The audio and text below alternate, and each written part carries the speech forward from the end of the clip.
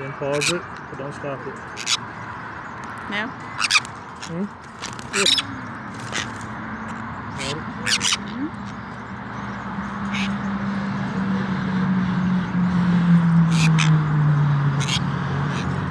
Got it. Stop it.